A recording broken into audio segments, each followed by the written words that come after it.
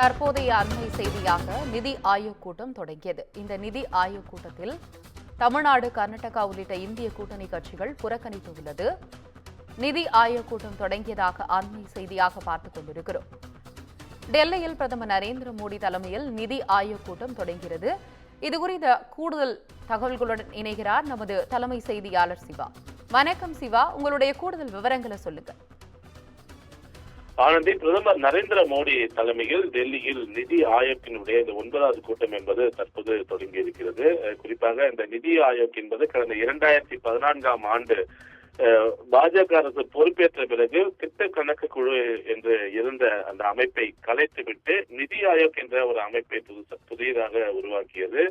இந்த அமைப்பின் மூலமாக தான் மாநிலங்களுக்கு ஒதுக்கப்பட வேண்டிய நிதிகள் தொடர்பாக இந்த நிதி ஆயோக் கூட்டத்தில் கலந்தாலோசித்து விவாதிக்கப்படும். ஒவ்வொரு மாநிலங்களுக்கும் இருக்கக்கூடிய நிதி தேவைகள் என்ன, திட்டங்கள் என்ன, அவர்கள் அந்த மாநிலங்களுடைய வளர்ச்சிக்கு செய்யக்கூடிய பணிகள் என்ன என்பது தொடர்பாக ஒவ்வொரு மாநிலங்களும் தங்களுடைய மாநில வளர்ச்சி தொடர்பான ஒரு விரிவான ஒரு அறிக்கையை மத்திய அரசிடம் சமர்ப்பிக்கும். அந்த அறிக்கையின் அடிப்படையிலேயே நிதி ஆயோக் கூட்டத்தில் கலந்தாலோசித்து ஒவ்வொரு மாநிலங்களுக்கும் தேவையான நிதிகள் ஒதுக்கீடு செய்வது தொடர்பாக இந்த நிதி ஆயோக் கூட்டத்தில் தான் ஆலோசிக்கப்படும். அதன் பிறகு நிதி ஒதுக்கீடு செய்யப்படும்.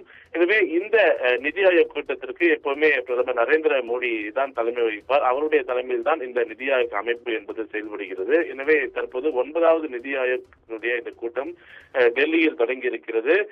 இந்தியா கூட்டணியில் இருக்கக்கூடிய பல்வேறு மாநிலங்களை ஆளக்கூடிய முதலமைச்சர்கள் இந்த நிதி ஆயோக் கூட்டத்தை புறக்கணித்திருக்கிறார்கள். குறிப்பாக தமிழ்நாடு முதலமைச்சர் மு.க. ஸ்டாலின் இந்த நிதி ஆயோக் கூட்டத்தை புறக்கணிப்பதாக ஏற்கனவே அறிவித்திருந்தார். இதற்கு முக்கிய காரணமே மத்திய பட்ஜெட்டில் தமிழ்நாடு புறக்கணிக்கப்பட்டிருக்கிறது என்ற ஒரு கருத்தினை அவர் முன்வைத்திருந்தார். தமிழ்நாடு என்ற பெயர் கூட மத்திய பட்ஜெட்டில் இடம்பெறவில்லை என்ற ஒரு கருத்தினை அவர் முன்வைத்திருந்தார். எனவே அவர் இந்த நிதி ஆயோக் கூட்டத்தை புறக்கணிப்பதாக தெரிவித்த உடனேயே பல்வேறு மாநிலங்களில் இந்தியா கூட்டணி ஆளக்கூடிய மாநிலங்களுடைய முதலமைச்சர்கள், குறிப்பாக தெலுங்கானாவாக சரி, அதே போல கர்நாடகா போன்ற மாநிலங்கள் எல்லாம் இந்த நிதி ஆயோக் கூட்டத்தை புறக்கணிப்பதாக ஏற்கனவே அறிவித்திருந்தனர். அதே போல இந்தியா கூட்டணி ஆளக்கூடிய பல்வேறு மாநிலங்களுடைய முதலமைச்சர்களும் அறிவிப்பு கொடுத்திருந்தனர்.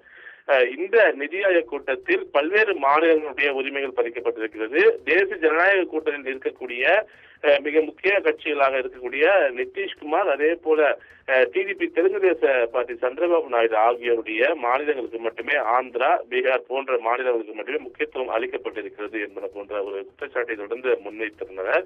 அந்த அடிப்படையிலேயே இந்த நிதி ஆயோக் கூட்டத்தை அவர்கள் புறக்கணித்திருக்கக்கூடிய நிலையில தேசிய ஜனநாயக கூட்டணி ஆளக்கூடிய மாநிலங்கள் இருக்கக்கூடிய முதலமைச்சர்கள் இந்த நிதி ஆயோக் கூட்டத்தில் தற்போது பங்கேற்றிருக்கிறார்கள். பிரதமர் நரேந்திர மோடி, அதே போல மத்திய அமைச்சர்கள் உள்ளிட்டோர் எல்லாம் இந்த நிதி ஆயோக் கூட்டத்தில் பங்கேற்றிருக்கக்கூடிய நிலையில என்டிஏ கூட்டணி ஆட்சி செய்யக்கூடிய மாநிலங்கள் இருக்கக்கூடிய முதலமைச்சர் இந்த நிதி ஆயோக் கூட்டத்தில் பங்கேற்று தற்போது இந்த நிதி ஆயோக் கூட்டம் என்பது தொடங்கி நடைபெற்று வருகிறது. ஆனந்தி.